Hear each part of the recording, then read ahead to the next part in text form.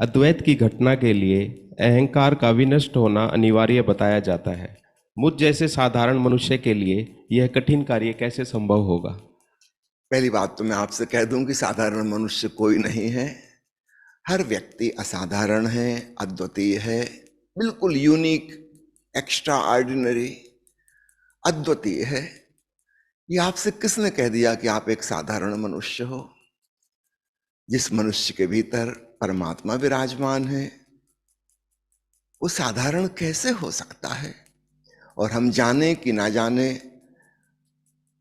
परमात्मा हम हैं ही। आपने पूछा है कि अहंकार का विनष्ट होना अनिवार्य है। थोड़ी सी भूल चूक हो गई। नष्ट वो चीज हो सकती है जो वास्तव में हो। कि आप सुबह नींद से उठते हैं जब, तब कहते हैं कि अब सपनों को विनष्ट करके रहूंगा। अगर आप ऐसा कहेंगे तो इससे पता चलता है कि अभी भी आपकी नींद नहीं खुली, अभी आप नींद में ही बड़बड़ा रहे हो। जब आप जाग जाते हो, पता चलता है सपनों का कोई अस्तित्व ही नहीं है। Dreams are non existential. किसको विनष्ट करोगे? कैसे करोगे? जो है ही नहीं उसको मिटाया नहीं जा सकता। ओशो बहुत बार कहते हैं, अंधकार से मत लड़ना, तुम कभी न जीत सकोगे क्योंकि अंधकार है ही नहीं। ठीक ऐसा ही अहंकार को समझिए, अंधकार के तुल्य। कुछ होता तो हम उसके साथ कुछ कर सकते, जो है ही नहीं उसके साथ हम कुछ भी ना कर सकेंगे। और जब तक हम कुछ करने की कोशिश कर रहे हैं, इसका मतलब हमारी मान्यता, हमारी धारणा अभी भी ये है कि वो है, हम उसको रियल मान रहे हैं। नहीं मित्र, अहंकार को विनष्ट नहीं किया जा सकता। फिर क्या किया जा सकता है? बस इतना ही किया जा सकता है कि तुम गौर से खोजो, तलाशो, ये क्या है, कहां है। छोड़ दो उसे पुष्ट करना है कि विनष्ट करना है। दो प्रकार के लोग हैं दुनिया में, संसार में लोग हैं जो उसको पुष्ट करने में लगे हैं। जरा कोई आलोचना कर दे, निंदा कर दे तो तिल मिला जाते हैं, क्योंकि अहंकार नष्ट हो जाएगा। जरा कोई अपमान कर दे, बिल्कुल ऐसा लगता है कि मरे, क्योंकि अहंकार को ही हमने स्वयं का होना जानना है। अगर अहंकार नहीं रहा, प्रतिष्ठा नहीं रही, यश नहीं रहा, सम्मान नहीं रहा, तो मैं फिर कहां बचा? ऐसा लगता है कि मैं मरा। संसार के लोग भांति भांति से कुल एक ही काम कर रहे हैं, अहंकार को पुष्ट करने की कोशिश। और इसके ठीक विपरीत हम जिनको साधु, सन्यासी, मुनि, महात्मा, भिक्षु कहते हैं, वे उसके उल्टा काम करने में लगे हैं, अहंकार को विनष्ट करने की कोशिश। मैंने सुना है एक शहर में 4 चर्च थे। एक बार संयोग ऐसा हुआ कि चौराहे पे चारों के पादरियों का मिलन हुआ, तो अपनी अपनी डींग हाँकने लगे। एक पादरी ने कहा कि हमारे चर्च में जितने ज्ञानी लोग पैदा होते हैं, बहुत विद्वान, बाइबल को जानने में उन्हें कोई मात नहीं कर सकता। बहुत विस्तार से किस पेज पे क्या लिखा है, किस नंबर पे कौन सा स्टेटमेंट है, कंठस्थ है सबको। इससे ज्यादा विद्वान लोग किसी अन्य चर्च में दुनिया में नहीं होते। अन्य 3 को उसकी बात माननी पड़ी क्योंकि बात ठीक थी, मगर अहंकार को चोट लगी। दूसरे पादरी ने कहा कि माना कि आपके चर्च में बहुत विद्वान पैदा होते हैं, लेकिन जैसी त्याग तपस्या हम सिखाते हैं उसका कोई मुकाबला नहीं, कोई मुकाबला ही नहीं। ऐसी कठिन तपस्या हमारे चर्च में की जाती है। हमारे जो साधु हैं उनसे बड़ा तपस्वी कोई नहीं। एक बार जो व्रत ले लिया सो ले लिया, मर जाएंगे मगर व्रत नहीं छूटेगा। ऐसे संकल्पवान साधु साध्वी हमारे यहाँ पैदा होते हैं। उसकी बात भी सच थी, माननी पड़ी बाकी 2 को, मगर तिल मिला गए।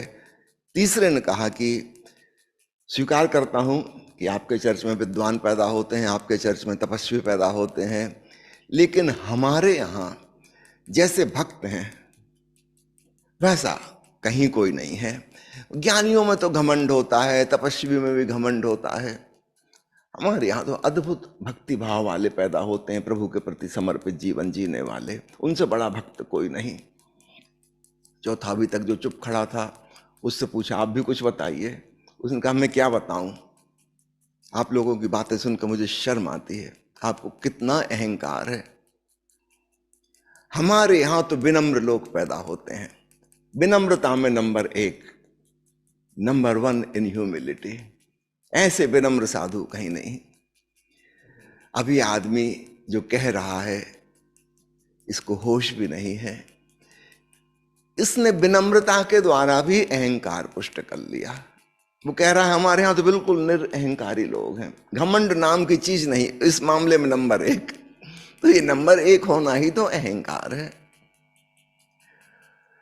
तो संसार के लोग सीधा सीधा अहंकार को पुष्ट करने में लगे हैं, तथा कथित धार्मिक लोग परोक्ष ढंग से सोचते हैं कि अहंकार विनष्ट कर रहे हैं, विनम्र बन रहे हैं, निरअहंकारी हो रहे हैं, मगर प्रकरांतर से वे भी अहंकार ही पुष्ट कर रहे हैं। दोनों की मान्यता एक ही आधार पर खड़ी है कि अहंकार है, उसके साथ कुछ करना है। अब कोई उसे मिटाने की कोशिश कर रहा है, कोई उसे सजाने संवारने की कोशिश कर रहा है, लेकिन मजा एक है कि दोनों मानते हैं कि वो है।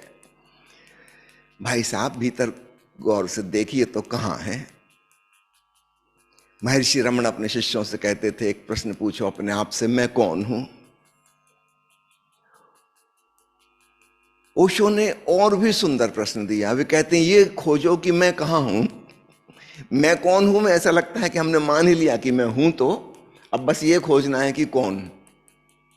तो फिर दार्शनिक उत्तर आ जाएंगे, मैं आत्मा हूं, मैं परमात्मा हूं, मैं ब्रह्म हूं, ये हूं, वो हूं, सच्चिदानंद हूं।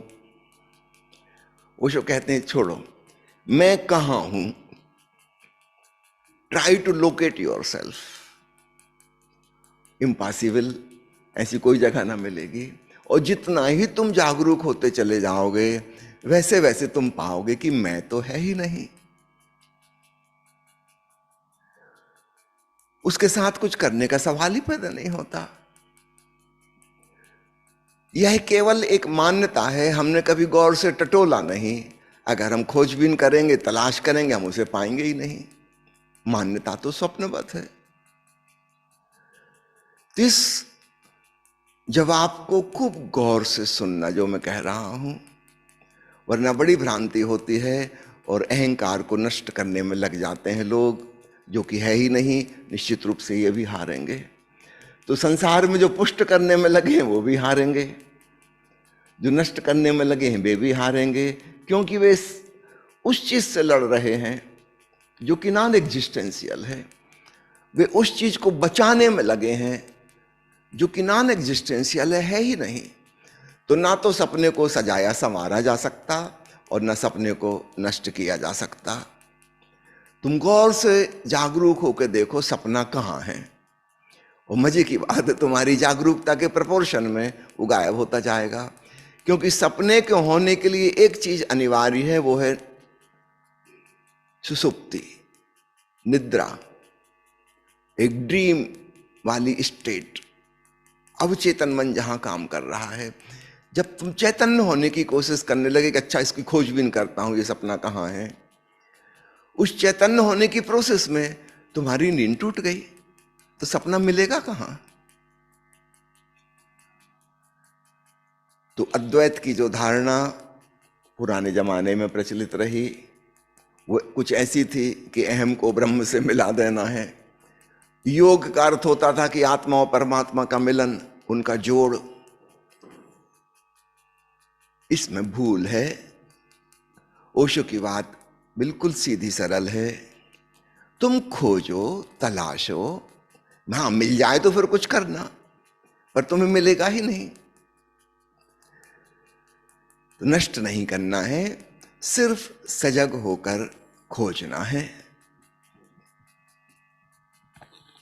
ओशो ने जिस प्रकार आत्मज्ञान की बात समझाई है, वह तर्क संगत चिंतन मनन वाले व्यक्ति को रुचिकर लगती है, तथा नास्तिक बुद्धि वालों को भी साधना की प्रेरणा देती है। पुराने गुरुओं ने इतने सरल तरीके से क्यों नहीं समझाया? अब देखिए, मैंने अभी अभी जो ओशो की बात कही, अहंकार को विनष्ट नहीं किया जा सकता।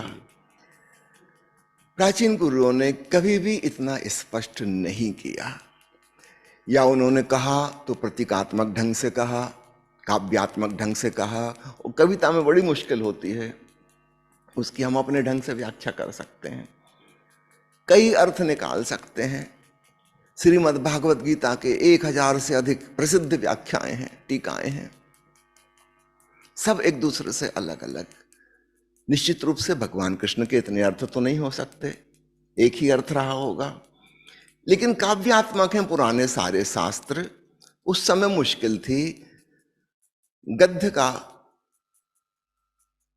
स्मरण नहीं किया जा सकता, स्मृति में नहीं संजोया जा सकता। पुराने जमाने में मुद्रण की सुविधाएं नहीं थी, किताब छप नहीं सकती थी।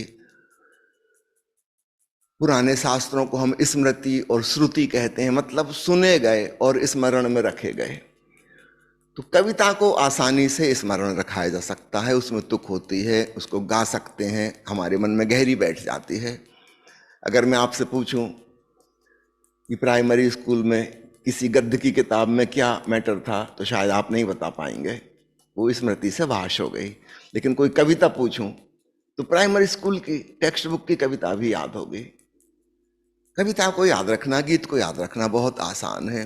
तो पुराने सारे शास्त्र काव्यात्मक हैं, सूत्रात्मक हैं, इसलिए उनको हम सूत्र कहते हैं। उपनिषद के सूत्र, विज्ञान भैरव तंत्र के सूत्र, बहुत संक्षिप्त फार्मूला। लेकिन संक्षिप्त को समझने के लिए विस्तार में जाना पड़ता है। अब मुश्किल ये है कि उसको विस्तार में हम कैसे करेंगे, कौन करेगा?